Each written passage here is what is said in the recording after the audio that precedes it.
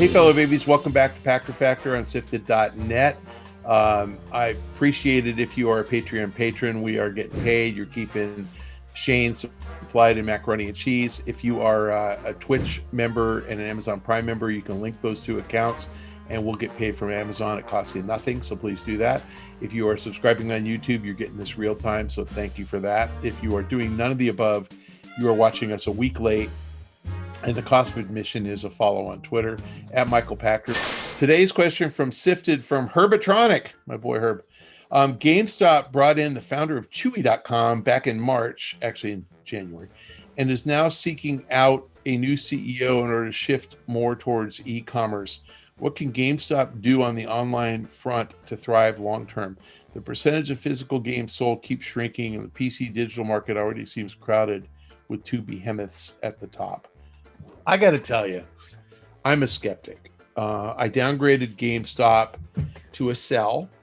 I slapped a $29 price target on it, and that was before they announced that they were going to issue some stock. They haven't yet confirmed how many shares they issued, but they authorized 3.5 million shares. The share price has been kind of stuck in the $150-ish level for the last since they announced it. And they announced since that they're buying back all their debt, $213 million of debt. So the connotation is they issued at least 200 million worth of stock. They may have issued, as much as 500 million. I don't know the number.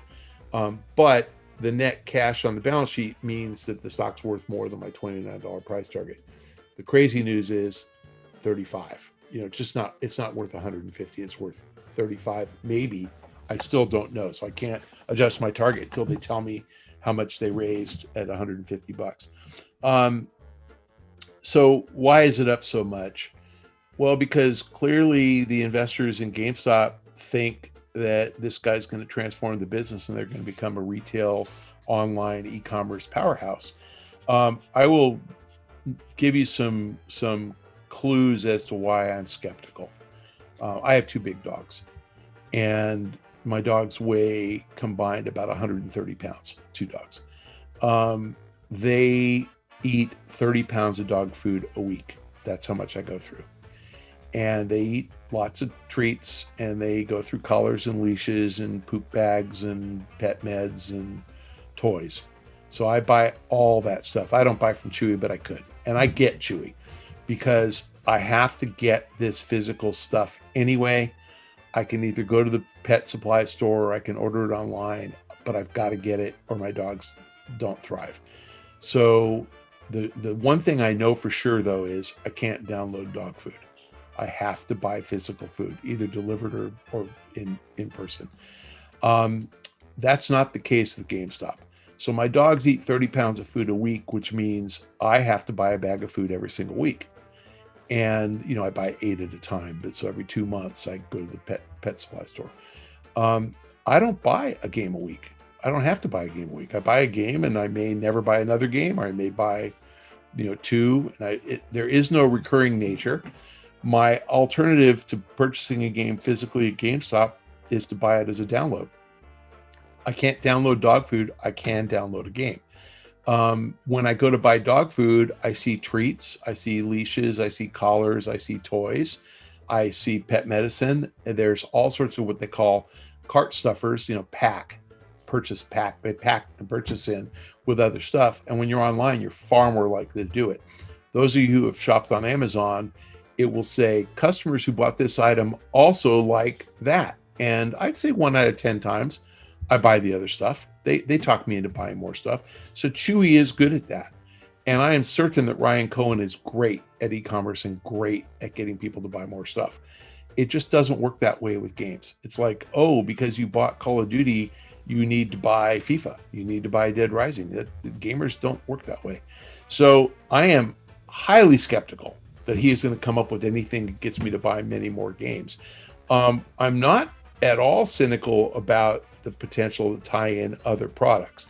Buy a game online from GameStop and we'll get you $1 off a taco box at Taco Bell.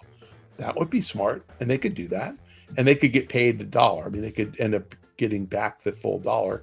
So it ends up not costing them anything. So sure, absolutely, I could see that.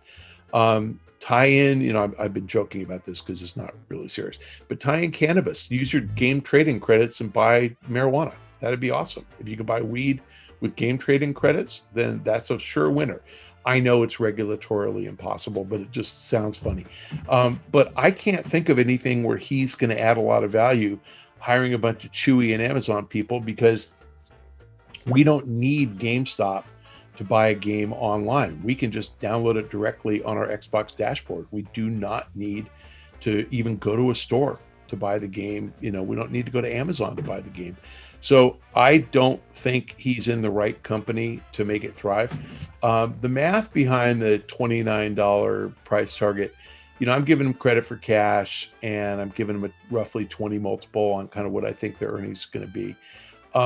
If you take their earnings and you say they can go from 6 billion in sales and 1.5% operating profit to maybe 7 billion, and instead of 1.5, 2.5, well, sure, then your profit goes from $90 million or so, 1.5 times 6 billion, to 2.5 times 7 to 180 million.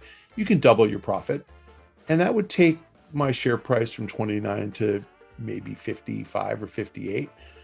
You just can't get to 150 unless you think that he's going to take sales to 12 billion and he's going to take operating profit to 5%. And the best retailers in the world are at 5% operating profit. Amazon's at 5% at best. So I don't know how he does that. And I will say, if he reveals a strategy that clearly I'm not competent to think of, and he explains to me why it's going to work, I will review it. I will evaluate whether it makes sense or not, and I will adjust my estimates of my target and my rating accordingly. But the guy literally came in, I think when you said March of 20, he started buying stock. November 20, he said he didn't want a board seat. January of 21, he took over the board, and he's booting out everybody except his handpicked board. And he started firing all of the executives at GameStop, and he's replacing them with e-commerce veterans. And yet we still don't know his strategy. He said in November, he sent a letter to the board with an e-commerce strategy, but if they tell you what it is, they have to kill you. So I don't know what it is. I'm not giving anybody credit for executing on a strategy that they can't articulate, other than that they're customer obsessed, and who cares? So I don't know if I answered your question, but realistically, I don't see how they grow the business materially. The business was going to grow because of next gen consoles launching last November. Will continue to grow throughout this year and next. I'm a little concerned about Xbox Game Pass, because we're seeing very few physical software sales on the Xbox, and that's going to have to change for GameStop to thrive. So I have to say that, if we don't see that reverse, my numbers might be too optimistic, not too low. And I can't give somebody credit who says they have a strategy. Final comment here. What are they all playing for? Ryan Cohen bought his 9 million shares at 8. What's he doing at 150? Like, when he bought it at 8, did he think it was worth 300? If he did, he should have bought the whole company, but he only bought 9 million shares. So I think he's way past his price target. And I think he's, fluffing around here telling people that he's going to turn this into this big, this giant profit center. But I don't think there is a strategy. So, I mean, there is one. I just don't think that it's enough to support $150 share price. And all these executives that they're firing are selling their stock. So the CEO sold 600,000 shares on April 12th at $140. He had 2.3 million shares back when the stock was worth $5. So he was given, $11 million or so signing bonus in stock, and his 11 million, he sold 600,000 at 140. So he turned that instantly, into 85 million bucks, and he's still got 1.7 million left, another 200 million bucks. So he's a wealthy man. I hope he buys a big yacht, and I hope he hires me to be his yacht captain, because I'm really good at driving powerboats. But honestly, I don't understand why anybody's sticking around. So in fairness, they weren't rude to the people that they booted out, because they all are wealthy. The CFO, the chief marketing officer, they've all been selling hundreds of thousands of shares in, north of $100. So they're all 50, 75 million more, more wealthy. So good, God bless them. But I do not see how GameStop thrives in game downloads. You don't need them at all. Thanks for joining us on Pachter Factor on SIFTD.net. We appreciate your patronage on Patreon.